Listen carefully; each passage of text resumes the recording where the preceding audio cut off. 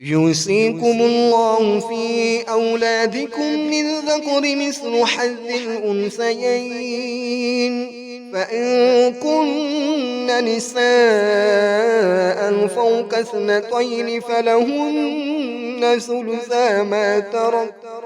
وإن كانت واحدة فلها النصف ولأبويه لكل واحد منهما السدس مما ترك إن كان له ولد فإن لم يكن له ولد وورثه وبواه فلأمه الثلث فإن كان له إخوة فلأمه السدس من بعد وصية